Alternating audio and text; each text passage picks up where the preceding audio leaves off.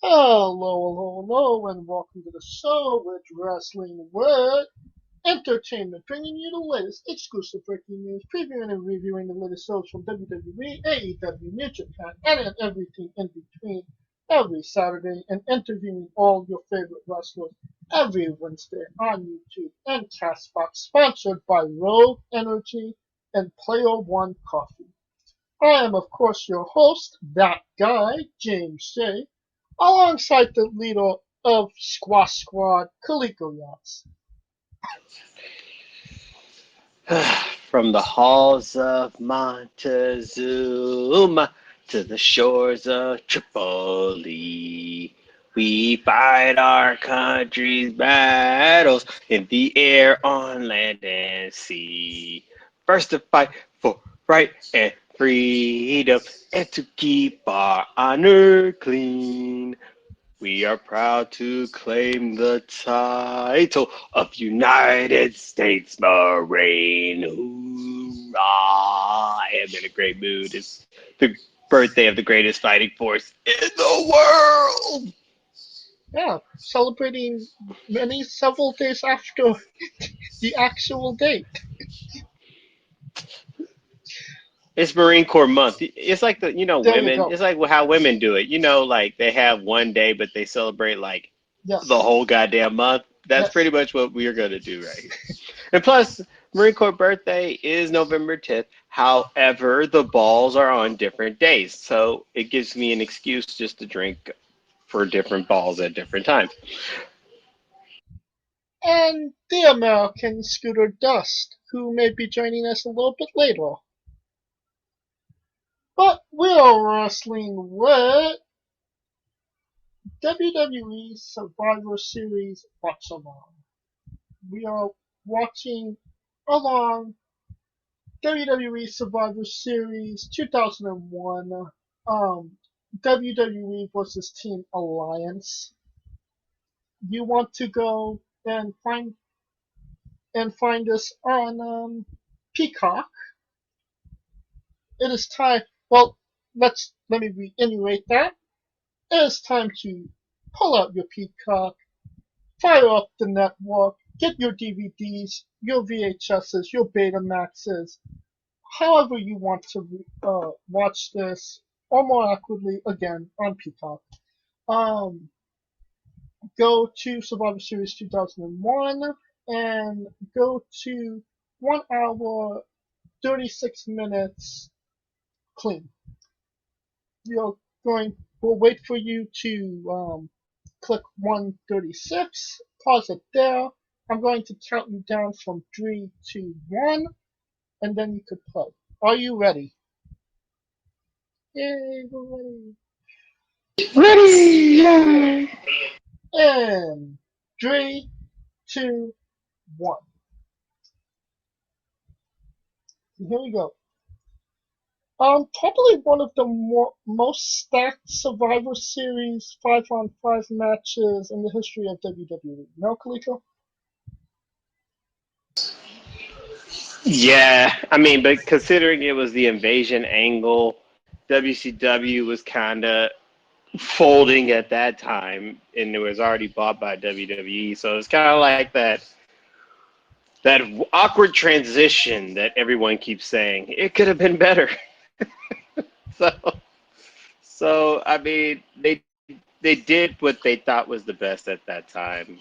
I mean, we play a Monday morning quarterback, but making that decision real time had been really, really hard.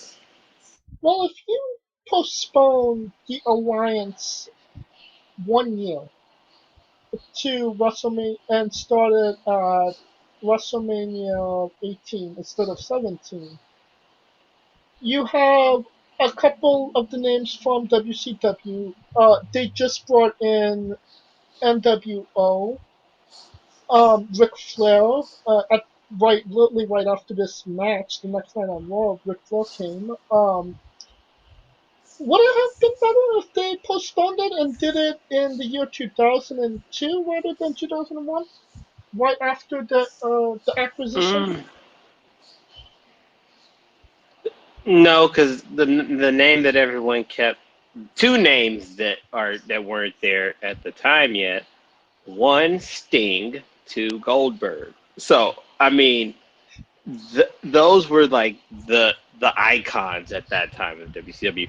As much as we like Ric Flair, associate Ric Flair with WCW, and in some instances you could say that, the problem is he's more NWA Mount Rushmore than WCW Mount Rushmore to me. Because when you think of WCW Mount Rushmore, Sting, Booker T, um, Goldberg. I wouldn't even put Hogan per se in that because Hogan was a name when he got WCW. True. So that's why I mean, NWO. You really couldn't do NWO because they kind of got their break in WWF. So they were kind of like WWF guys, regardless. Well, let's. You mentioned Sting. Sting was rumored to come into WWE in 2002 for a match at WrestleMania 18. Would that have been more likely with if they would have postponed the alliance angle? See, and that's where it's issue too, because who's to say Sting would have been in this alliance angle? It's a good point. But Because what? Why it wouldn't he as well? why wouldn't he? I mean, he did join The, Wolfpack. I mean, yeah, he joined the Wolf Pack, but to me, Sting wouldn't have been that person to go. I think he would have been like, "Yo, let me keep my gimmick how it was as a loner, and figure out who to play sides." I feel like if he had did that, he would have been the opposite side of what Angle was in this invasion angle. Go Hmm. figure. Because Angle was, I felt like Sting would have been that guy, except he didn't have to talk that much. But the reason it worked with Angle so much because he was so busy trying to kiss ass, and plus that Stephanie, I ain't gonna lie, that him and Stephanie, I thought they were boning for real, like straight up, like Not shit, if Triple H had bruh, anything to say about it. bruh. I was like, yo, if there were ever, it felt like what was that shit? You remember that TV show One Tree Hill? That's exactly what all three of those motherfuckers felt like. But to say nonetheless, Austin is out, coming out, or he's already out, got the belt. Austin, I'm at Booker T. Well, I'm a little bit ahead of you. But Oh, you know what's crazy about this is that Austin has the belt. He's with Booker in this match. The next year, him and Booker are feuding because he fucked over Austin.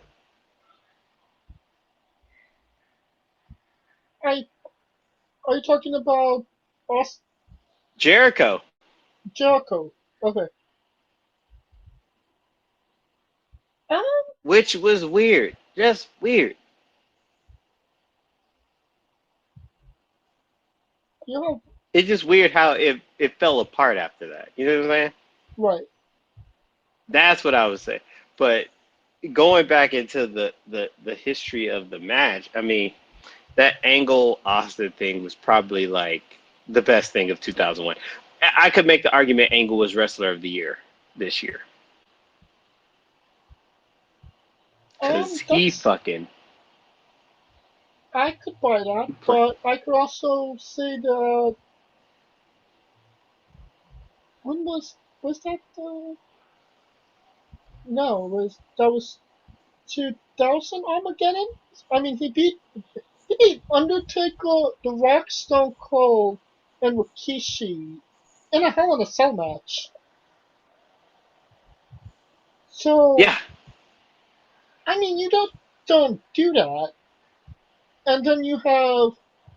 I believe at the beginning of 2001, he had an incredible rivalry with Chris Benoit. yep. Um, And then the infamous match with Shane McMahon at King of the Ring. And if I'm not mistaken, 2001 wasn't he? I want to say WrestleMania 2001. Was with He Benoit. was the. It was in Texas, right? Yeah. So that was the triple threat match, the 2 out of 3 triple threat match that No, I that was picked. That no 2000. one was it Yeah, it was 2000. in Anaheim. Yeah, the one with Jericho and Benoit where he lost both belts. 2001 was with Yeah. Benoit where he stole the pin. Oh yeah, when they stole the show. Yeah, that, bruh. I mean, mm,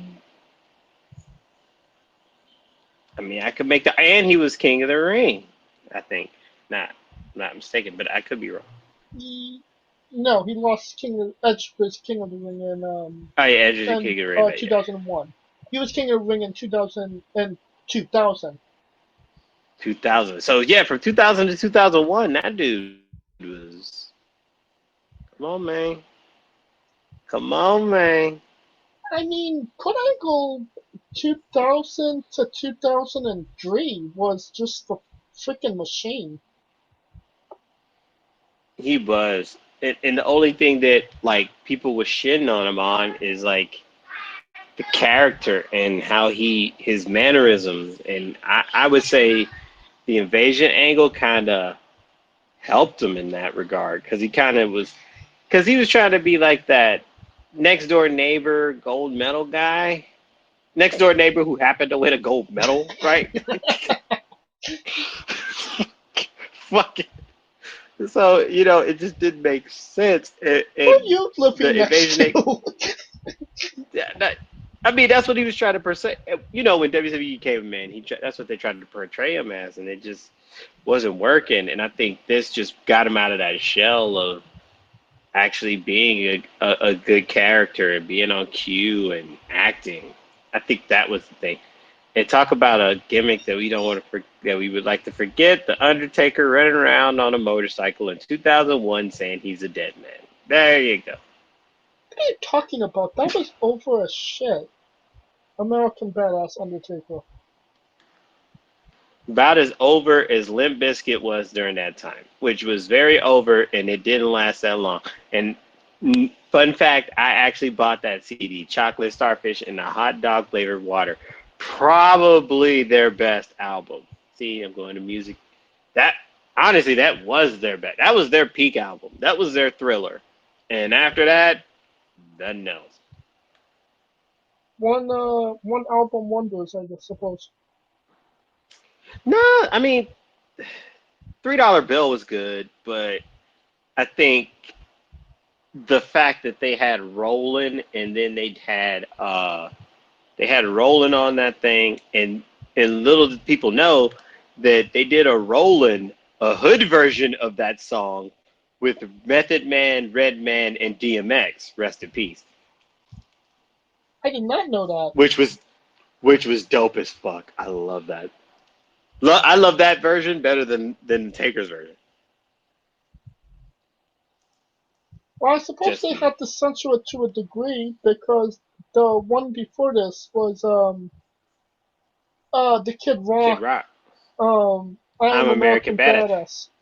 Badass. See, Kid Rock. That was probably his peak too. See, you see these things that Taker's dealing with. Peak in their peak people that didn't peak after that, and he I kept mean, look that at the gimmick for a fucking whole crowd 2 years. reaction. When he raised those hands, everybody's arms are going up.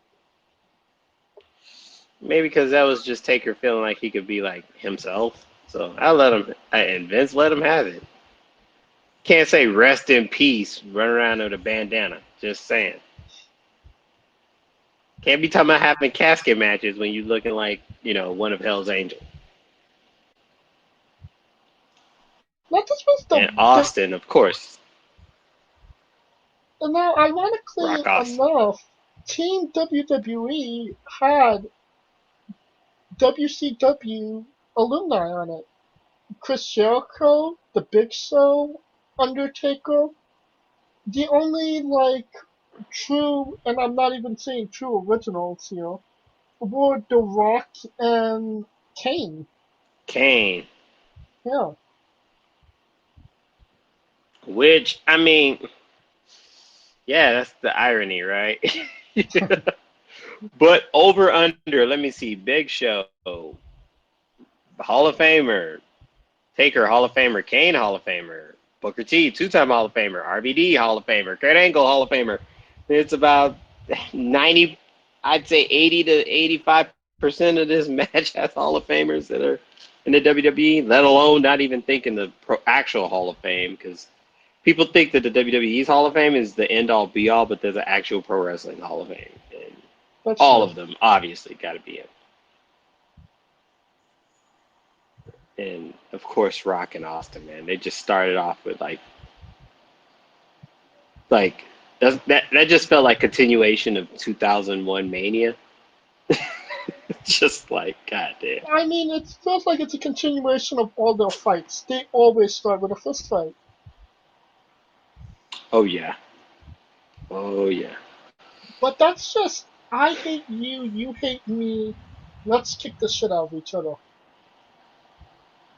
And it's crazy that they like started off doing their. Austin did his thing with the little Austin running elbow, and then Making sure to give goddamn everybody the finger. finger. Yeah. Yep. And it's weird because it's like, dude, we like that. What the fuck?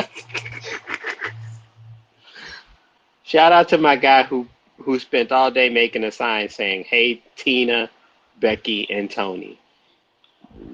Way to waste my view if I paid like $600 for that suit.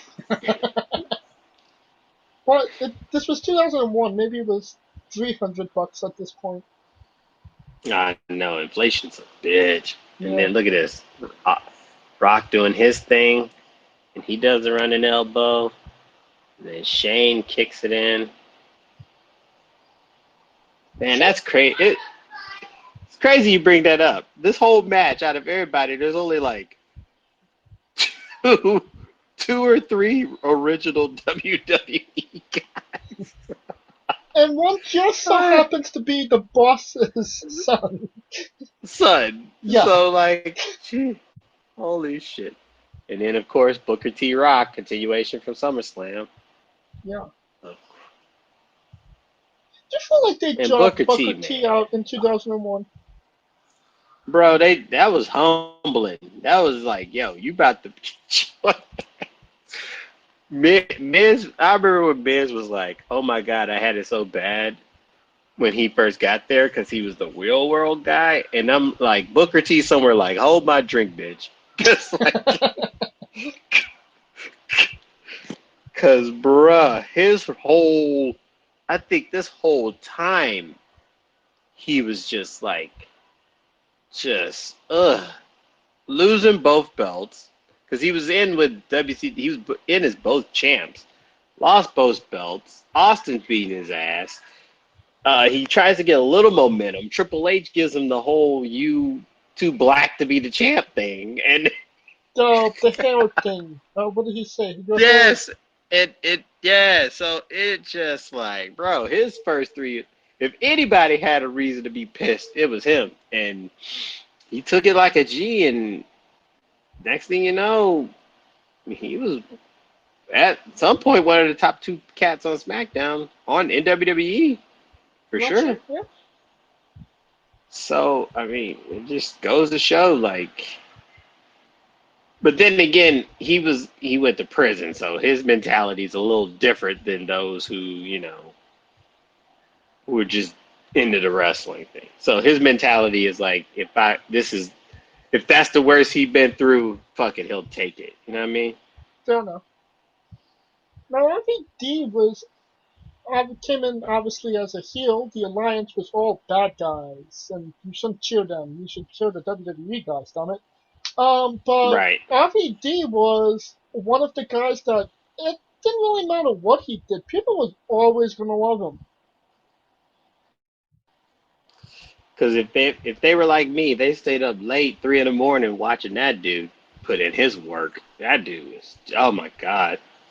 At this time, shit, he was just it was crazy because even though he was Rob Van Dam, he literally you could literally think he was like an off cousin of Jean-Claude Van Damme. I really thought he was. Like genetically, I was like, holy shit, he looks like why wasn't he in the Double Impact movie with goddamn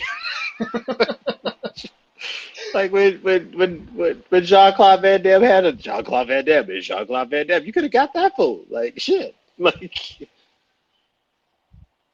And it but seemed like yeah, he dude. might have had a push coming out of this. I mean, the next month he's wrestling Undertaker in a no disqualification match.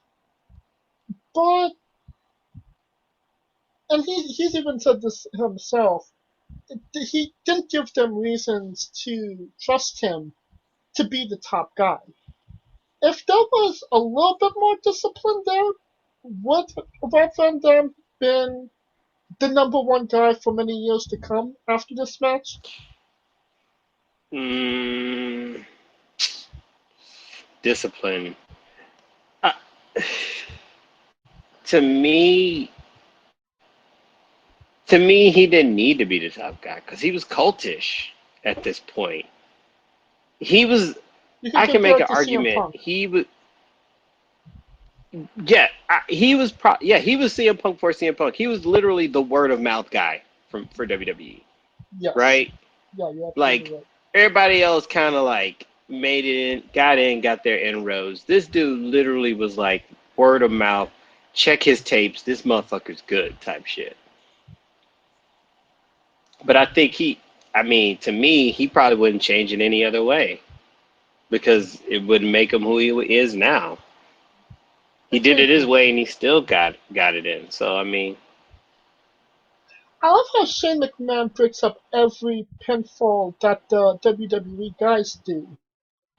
That's just smart psychology in pro wrestling rather than just a storyline thing. Like, wouldn't it make sense to break up a pinfall if your guy's taking a pin? well, it makes sense. It's the motherfucker who really don't want it, does it? Like, that's the psychology. The motherfucker who could easily get his ass whooped by anybody in this match is doing it, which is the annoying part. Because at this point, you're like at the crowd. If you're as a watcher, you're like, dude, just get somebody tag him in and get him the fuck out at this point. But it Which is worked. ironic, because he's See, the bad guy in this match. And yet, like, a couple months earlier, he was the major babyface against his father in honor of his mother.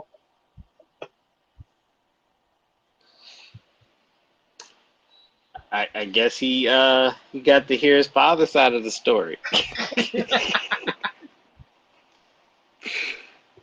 See, it's crazy. That's what I was saying. Like, it's like 2001 was like a lot of shit that kind of ended, but then you're like, okay. I think, honestly, I could make an argument. 2001 was kind of like the year where it was like, bro, y'all gonna act like I just didn't watch what the fuck I was watching 6 months ago? it, I get that, yeah. it, it make it make sense. Like, Well, granted, life happened at that point because there's a lot of different other shit that was going on. this was based WWE 2001. The way I view it was the wild, wild west. If you cheered for who you wanted, you booed who you didn't like, and every nobody had the team mentality. Everybody had their own agenda. Nobody trusted each other. They just wanted to further their careers if it was at the expense of somebody else. That was But 2001 to me. In a but storyline aspect, not in the backstage, but I'm sure there was some backstage politics involved. true. But I also think like keep in mind 2 years ago, 2 years prior to that, they went public. No, they didn't go public for one more year. 2002. Was it? I thought it was 2099. Chris Five was 2002. No, 1999. So October 1999 is when they went public as a trading company. So to me, at this point, they were just buying off the fact that I think that being publicly traded kind of put them over the top as far as WCW because of the fact that they had other people's money invested in them.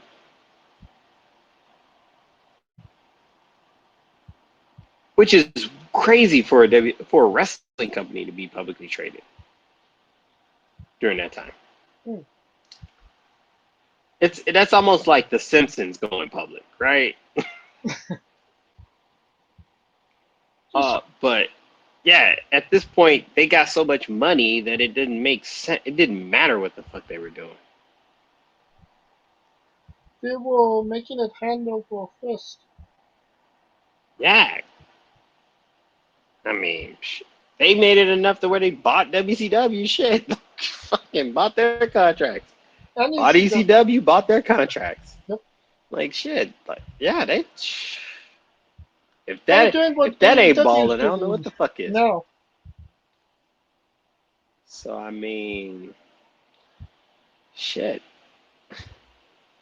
This is another group of two people I wish had went at it more often. Taker and Angle.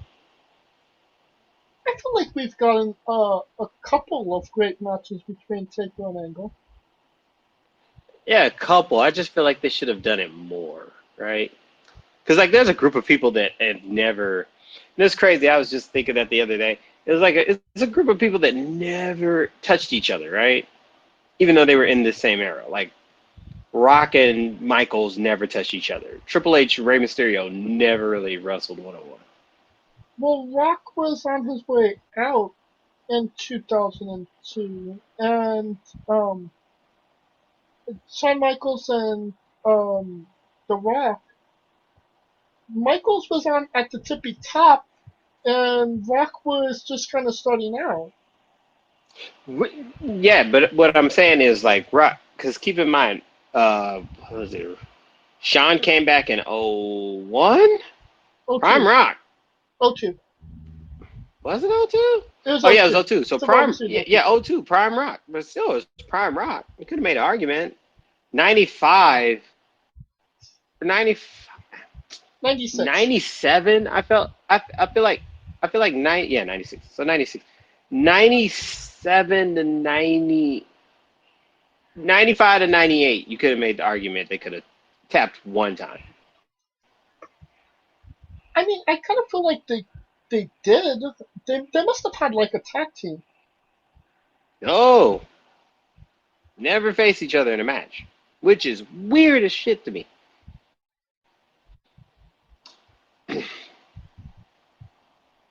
Oh, they doing every freaking finisher on the big show as you can. Spin a Rooney, baby. Whoop whoop. And then tag in RVD. He about to do this frog splash. And look how everybody stands up for him. Like it's fucking nuts. And he's on the heel team. And Again, then you just cheer who you want and boo who you don't. and the fact that Shane McMahon gets the pin 1, 2, 3 on the big show. Shout out to Jazz. Look at Jazz. Shout out. And then look at The Rock. See, this is the funny part. See, that's the psychology of it. Like the dude that didn't do shit did one move and got pinned, and then The Rock is like fucking him up. That was the psychology, which worked fucking brilliantly, I must say. Yeah. And then Kane. Oh gosh, Kane. Like him and Taker went through so many phases. Between him, who over under most phases, him, Big Show, or Taker. Well, Big like they, Show just kept flip flopping, face heel, face heel, face heel, mainly the same character. Kane, mask on, mask off, like Future. He was literally Future, mask on. fucking mask off. Mask off. Fucking mask off. Like, literally. I think Taker just felt good about wrestling and, like, looking like he In in little pants. comfortable pajamas than a mortician gear, I guess. Which is what throws me off, because if he went with that gimmick, I would have thought, okay, change the moveset a little bit. This is my favorite version of the Tombstone, where he just did the double dunks down. And Shane gets eliminated, so it's kind of a given. And there's Terry Bradshaw, who's literally WCW front running for WWE. Whole family. This is another underrated rivalry, Jericho Angle. Oh my God, them dudes. Jesus, they just could go at it all day. And I miss that for Jericho. I miss when he used to do that move, the butterfly backbreaker. Yeah. Between that and the double power bomb, I was like, God damn that. To me, I think that helped him when it was like, oh yeah, this bitch strong. He's strong.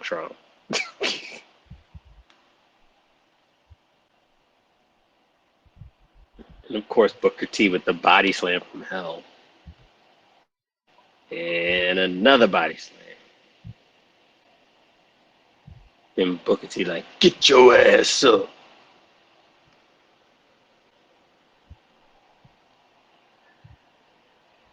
Just so everybody knows, this show was on November 18th, 2001. It was in Greensboro, North Carolina, at the Greensboro Coliseum complex, and the attendance was 10,142. Think of Survivor Series now being in Greensboro, which is weird. That's crazy. Like, considering it was a big four and it could still be in a mid-market like Greensboro and still get that kind of a crowd, which is, to me, crazy at that time. Now it's like Survivor Series, going to Houston, going to Philly, going to New York. I disagree. And I I'd be don't feel damned like if. Survivor Series gets as much love as the other Big Four. I mean, SummerSlam and Royal Rumble are in stadiums now, where Survivor Series is still going to probably be in an arena. Well, it's well, SummerSlam is just now getting into stadiums. Since they kind of Cause proved that they can. But I could make the argument yes, they would have been in stadiums like 5, 10 years ago. but they needed the perfect place to make that so. Because I don't think if they had did SummerSlam in Nashville like the next year is going to be in Nashville, right, at the Titan Stadium. I could make the argument if they did that one this year in Vegas next year, the numbers would be flip flop. It was just because of the fact that it happened to be in Vegas. One, two, it happened to be at a brand new stadium which luckily was never really used due to COVID. Right. And three, it was a destination city where, like, the destination city. If shit, I always say this: if WWE had two places that they could push a wrestling show at forever for any of their big fours, it would be Vegas and New Orleans.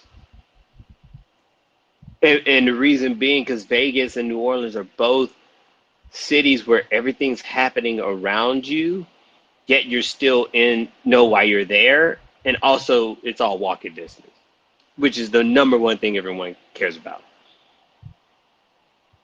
I buy that. That It makes sense. being a wrestling traveler, because I'll tell you right now, Dallas, and we're going off script, people, but Dallas is cool, but WrestleMania is in Arlington. That shit ain't in Dallas. That shit is like a whole hour away from Dallas.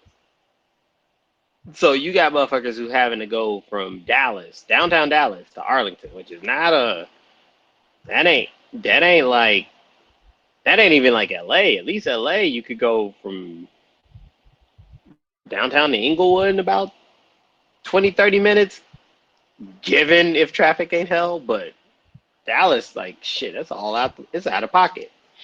Right. But as Taker hits the snake eyes, hits the boots, and I see Austin bang right there, catches the clothesline. Taker red hot. Had Limp Biscuit on his CD player from his hog. Listening to Last Limp ride. Bizkit in the cemetery, the mortuary, wherever Undertaker's live. Probably he lives And in the then mansion. Austin, he was at that Cowboy game this Sunday when they got their ass beat. And then look at Austin helping Angle. Yeah, buddy. 1, 2, 3. Which is weird. How the ref gonna allow another motherfucker, his tag team partner, to drag him in? No breaking 5 count. So while everybody be talking about WWE, AEW refs, WWE refs was not the shit during this time. But I mean, that is all Hefner we're talking about. I'm just saying, homie. So let's see. It's just Rock, just The Rock, and Jericho and Kane versus Angle, literally everyone else minus McMahon. I will say McMahon played his part though. He did what he needed to do. But my question is, we obviously know the answer, but what would have been the story like? It's almost like Booker T. This was like his audition, in essence. Like him getting in, them picking up the contract, him doing all this. This is literally like his audition. In fact, you see what I'm saying? Yeah, I got that. It, I buy that. it like this is the whether he stays or goes, and I'm just like, man, what if? What if? What if? If you got that Goldberg push, That that part. But I felt like because the Goldberg push at best was like 8 months yeah, because they ended up booing him on. because you've only signed for a year. Yeah, yeah, that's what I'm saying. So like, what if that went to Booker, who you knew Booker was going to stay for the long haul? Well, this is how I kind of. That guy's a front row virgin. Thanks for letting the whole world know. Um, I kind of felt like Booker T, obviously one of the greatest, not debating that. He kind of got a raw deal when it came to WCW. Um, they, because they promoted the Hulk Hogan's, the Kevin Nash's, the Goldbergs, and when all those guys left, there was nobody that they could put the belt on that people would believe to be the actual champion. I mean, yeah, they gave it to Booker T, but I don't think it was kind of like if he won the United States Championship. I mean, yeah, the people liked him, but you didn't really take him completely serious as the champion because they didn't build him properly to be the champion. You kind of understand what I mean? Yeah, because at that point he, like when all that shit went down, they just went, "Hey, tag team guy, you're the man now." Like, yeah, so I can see that point. I can see that point, especially when during that time. But I also think you had a guy like DDP, who at that time to me was like Probably my He favorite was like, WCW guy. he was, and I'm not trying to say that he was exactly like this, but he was kind of like Dusty Rhodes in a sense, where he, not actual like cutting promos and shit, but his ethic and his ethos. The Right, people connected him as like the working guy champion, right? The blue collar champion. right. And that was just something, yo, once you get those, especially in the South where it's blue collar as hell anyway, once you get those guys, like it's shit. Well, we got Matter of time at Jericho. that point. We got Jericho and RVD in right now. Undertaker eliminated. Big Kane eliminated. Big Show eliminated. RVD's in the top 5 in this match. He's still relevant in this match. The mixtape guy. Yeah. You have Chris Jericho with a skull crushing finale before that was a thing.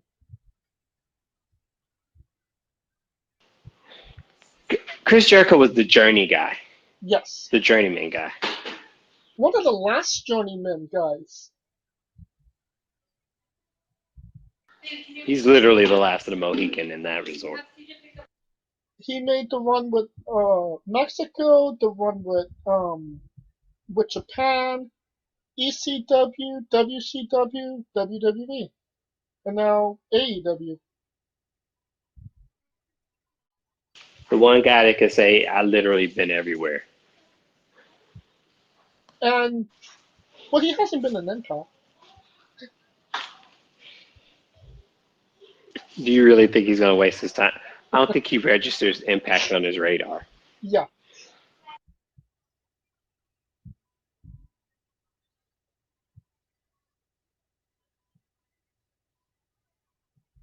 Now this was not the best place for Stone Cold right now. He's kind of in limbo.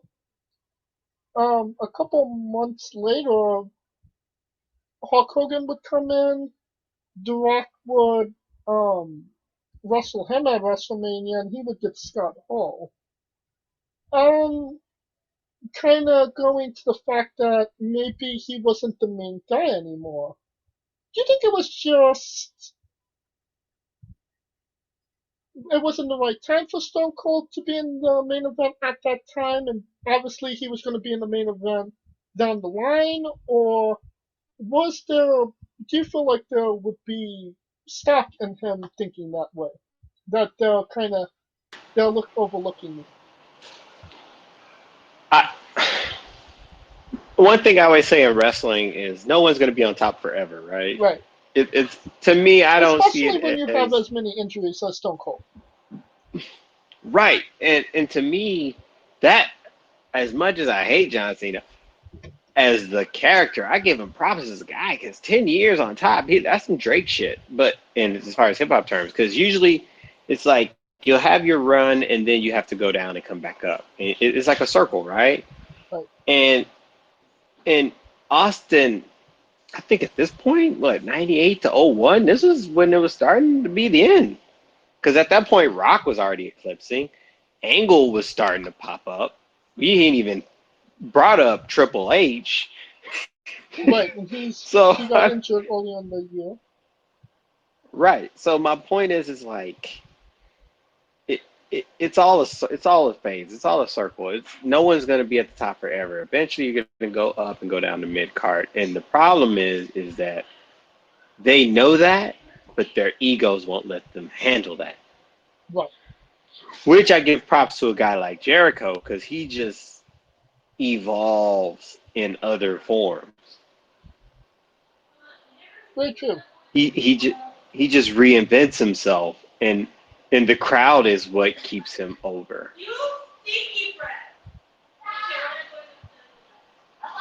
So I mean, that's what I think about it when it comes to that term, because even with Rock getting Hogan, Hogan comes back and becomes top guy in 02 with Shawn Michaels. Think about that shit. Yeah. But I mean, but also The Rock after the match with Hulk Hogan, he kind of goes away for a little while.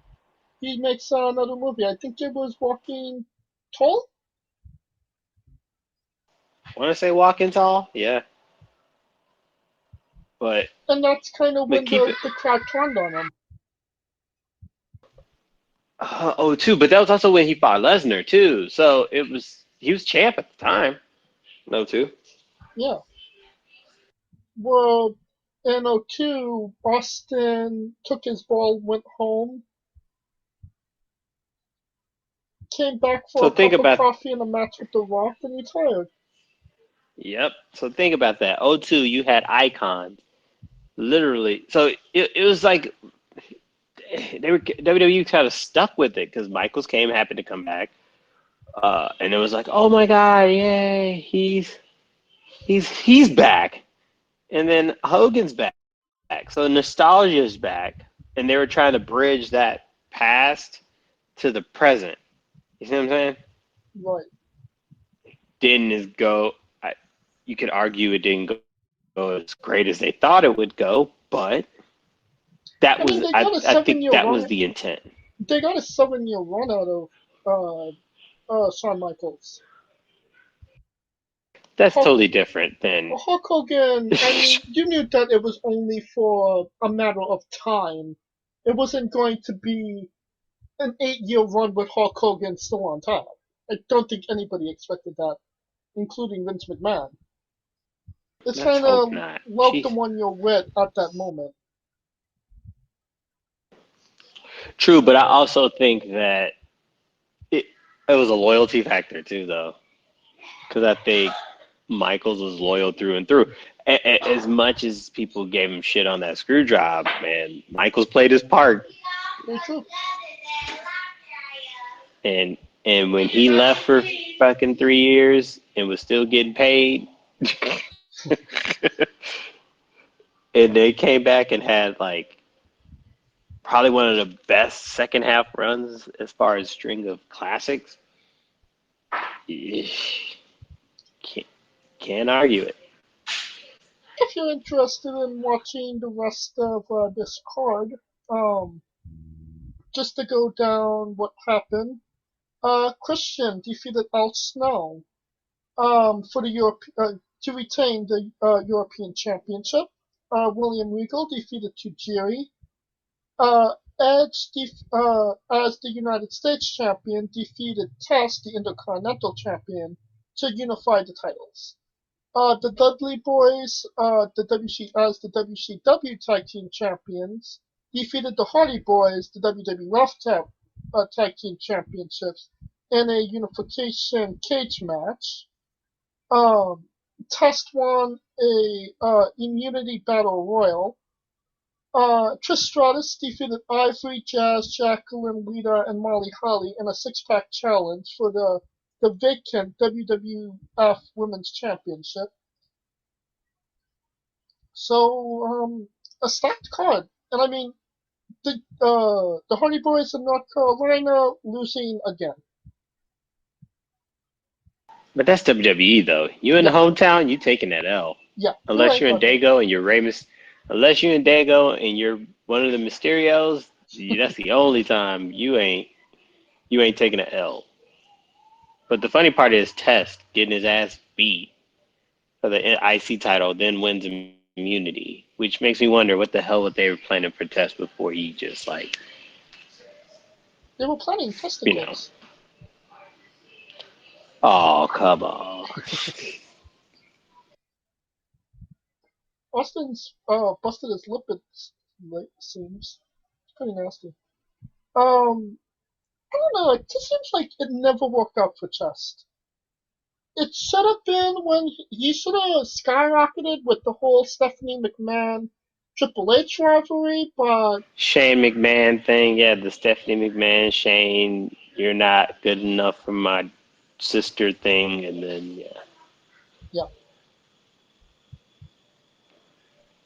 yeah, I feel like which everybody says Triple H got that shovel boy burying everybody,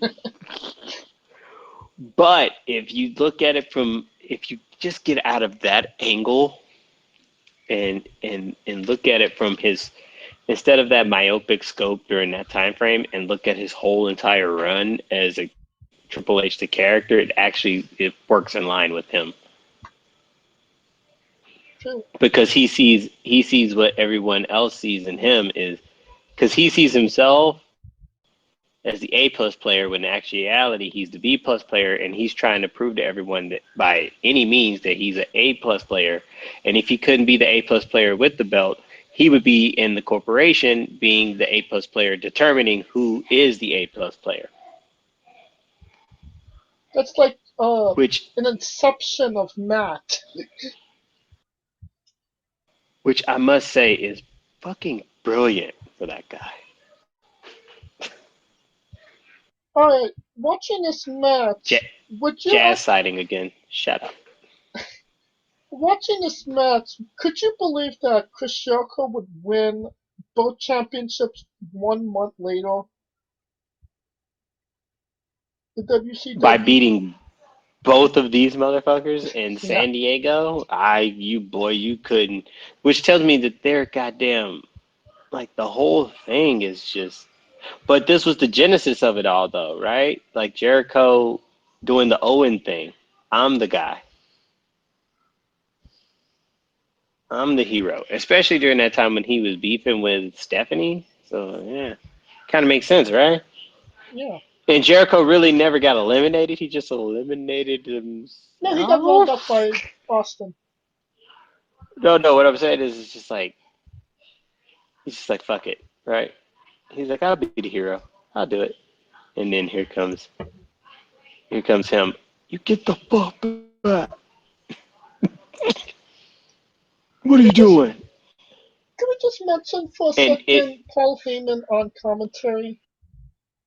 Super underrated commentary by Paul Heyman. Probably one of the better ones that people don't necessarily look upon. two of the most underrated commentators, I think, Paul Heyman, CM Punk. CM Punk had a brief stint when he was injured. He was doing commentary. That mother bleeper was gold, yo. He has the IQ. So when he said what he said in that pipe dumb, I believed it because I seen it. I seen it. Very true. But it's funny how like '01 it starts off with Rock Austin Survivor Series, ending with Rock Austin. It just felt like they were feuding the whole year. It's almost kind of like that Okada Omega where like they're around each other, but they weren't around each other. So, and of course, The Rock comes back. And also, this is kind of like the payback for The Rock, though, in a sense, right? Because he loses in Mania, he gets the payback. I feel like the payback was WrestleMania 19. That was the payback for a Mania match, because at that point, Rock never beat Austin at Mania. And that was the running theme at that time It felt like The Rock never beat Stone Cold in a one-on-one match that in was his prime. in his prime. I was gonna say in a big match scenario. It was always Stone Cold that went over. But this is a big match scenario. But this is different. This was a tag match. This was a Survivor Series match. But I, I get that point, but at this point, it's on his shoulder. And at the tail end of this watch along, we got Scooter Dust. I blame D Barnes. Yeah. Oh, I thought it was Nikola Jokic. I thought he ran you over because I saw he did one of the Morris twins. So I'm just making sure you're okay. We're at 27 minutes and 30 seconds in. if you fired up your Peacock, Scooter.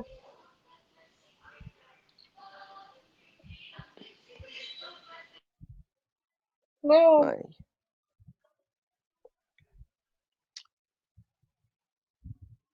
this was like you said, it was this was a different match because it was different because it was a tag team match. It wasn't a one-on-one. The Rock only beat Stone Cold one-on-one in a significant match at Mania 19.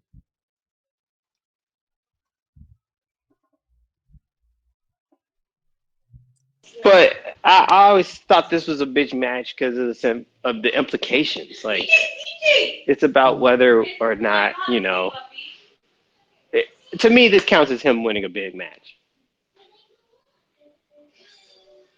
from a True. storyline point. Was it was it 101? And yeah, you can add all those factors, but the bottom line is he pinned him. Fair enough. Now, him going into Mania, that's a whole different story. Because It's funny that there's just a Scorpion Deadlock on a Survivor Series pay per view. true, and this was The Rock before their hairline started going home. I feel him too, man. I feel him. one more time, where are we again? We are at 2 hours 29 minutes and 25 seconds.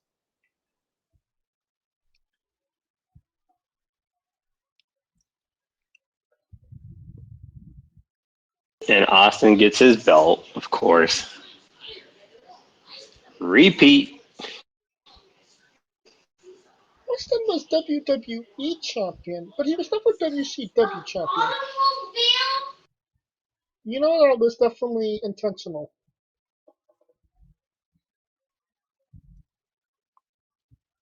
I he really what was him being WCW champion was gonna do to him?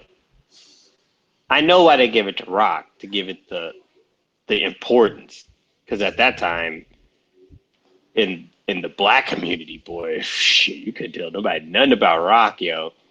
I kind of felt like they gave Rock because they wanted to give Rock a belt, and that was kind of they couldn't give him the WWE championship because that was Austin's. So we got this new shiny belt. Let's give it to The Rock.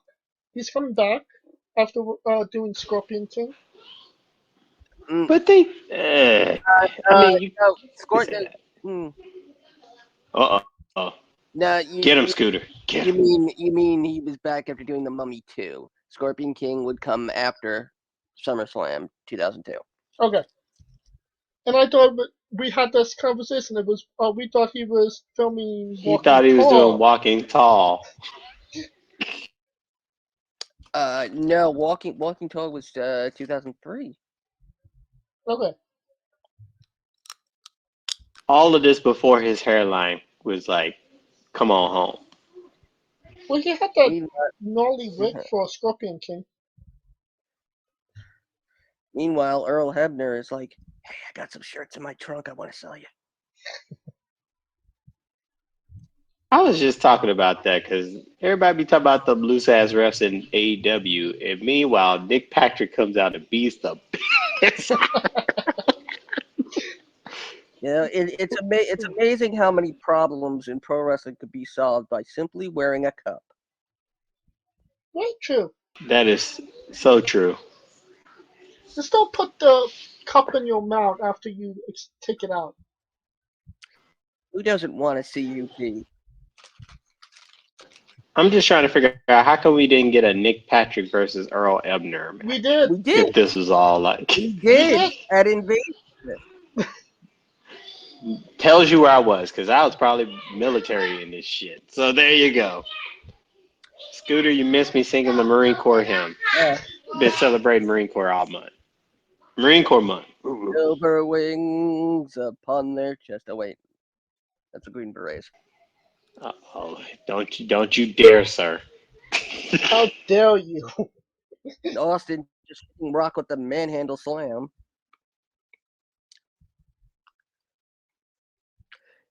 I You feel know, like this was yeah. for, for these 3 years of Survivor Series, when they went to this logo, my friend who was getting into wrestling at the time just thought the event was Survivor. The the show on CBS. The reality show. Yeah.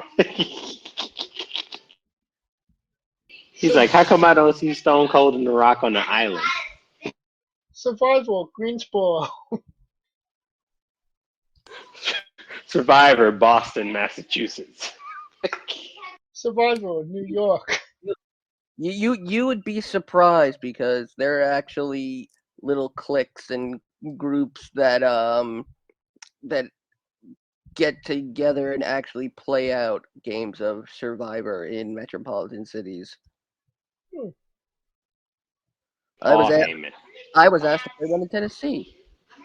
Of course, Kurt Angle being the triple agent, aka we don't know what the hell to do with this, so let's just send Kurt back out. Honestly, though, we were just talking about this. I was like, that broke Kurt out of that shell as an actor. I felt like that whole invasion angle broke him out of out of his shell to be more comfortable doing not only comedy but just being more like not force fed and let things come naturally. Yeah, I don't know if you saw in the crowd. There's a sign that says Tabor City. Tabor City is one of the now premier streamers on YouTube and Fortnite. Oh, there was my good friend Dr. Sean Stasiak. Doctor? We were just talking about signs, and I said shout out to that dude who did all of that just to have hi Tina, hi Kurt, hi Tony on his sign, And then and there think of was you the paying all that techno money torture. just to have him have that lame ass sign on the back of behind you in front of you. I feel like this was like signs on crack. Jesus Christ. Everybody wanted a sign back then. I used to be really good at making signs. And yes, I was that guy that had signs for almost any superstore. So you were the dude that just had like a whole stack of signs at the Yes, I show. was. You Fuck that shit. were part of those first row versions. No, I was not a first row. I've never been in the front row, unfortunately. Wait Oh, a minute. actually, Fun no, that's fact: not true. Who is the guy next to Sean Stasiak? I gotta see him again. Uh, Oh, don't I think yeah, you're Raven. I, Raven is another dude, Johnny Polo. I mean Teddy Long is a referee. When I saw Rod Simmons and Bradshaw, I wanted. Uh, this is where I blame this event for loving the my love of cigars. It's Lance Storm and Billy Kidman next to him. Really? That hair, boy. This is just a You know what? fantastic, just a fantastic reaction by Vince McMahon. He's like, yes, I Yes. won. I did it. I mean, I felt like that's what he was doing when he bought WCW. Yeah. Um, but think about that. He's happy that The Rock won it for him. Then a couple months later, he fucks The Rock over and becomes Jericho. Like, God We're damn. talking about it's a Wait, month later. way to show gratitude. Yeah, let me fuck you over and go get this guy, Chris Jericho. Like, fuck out Like I of said, here. it's love the one you're with at that moment. Well, I mean, you can blame Ric Flair for that. Really, Really? because Do tell. you have Flair, showing up The next night, the next night, literally. So now Ric Flair instantly becomes the biggest thing in the WWF. Because it's the second least likeliest thing that wrestling fans thought they were ever going to see again at the time. And then 2 that months being, later, we got something we never asked for: Vince McMahon versus Ric Flair. yes, and then we got Hogan back, which is the first one that was thinking of. That's what we were just talking about too, like how O2 was kind of like the to me, I felt like it was like that bridge year where they were trying to bridge all the old fans with the new fans by having like Flair, Hogan, Michaels, and then you on the other side you had like Rock, Brock, Angle. Because it was unsure whether or not Flair was going to be wrestling a full-time schedule. Well, from what I He proved them wasn't bitches wrong. He wasn't supposed to proved them come to bitches wrestle wrong. anyway. He proved them hoes wrong real quick. He was, people thought, at that time, you could have had you had a pay-per-view main event in Austin versus Flair. That's what we were kind of talking about with Austin. Actually, no, Austin did wrestle with Flair. It was a handicap match with Big Show. Yeah, with Big Show. No, but I'm talking about he's still, but before, essentially he gets neutered. I mean, and I equate Austin and Flair being a Backlash main event akin to Rock Goldberg. No title on the line, just a one-on-one wrestling match that, and I got you. I mean, people still thought Flair could have literally led the WWF at this time as WWF champion. I'm sure they felt that way, but I don't think Ric Flair felt that way because he was kind of having that inferiority complex that he dealt with.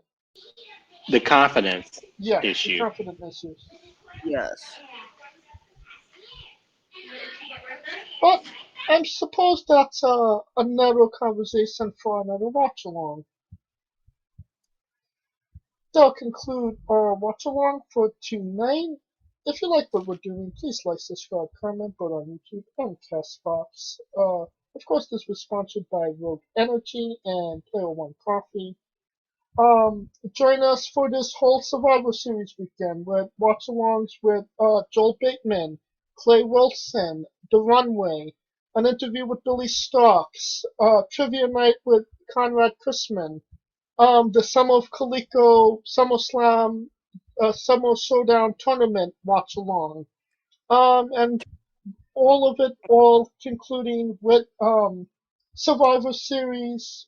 And how should you listen to the Survivor Series, Scooter? Well, I like to take 2 tin cups and a string. But if you really want the full experience, you listen to it on the remix. 6 years and going strong, the only live streaming alternate commentary podcast on the web today. Join us for the 6th annual Survivor Series remix as James and I bring you the only podcast that gives you a choice in commentary. Hashtag choose your commentary. And of course, follow the show at Wrestling with E, both on Twitter and Instagram. You can follow me at JamesJ993. Where can they find Kaliko?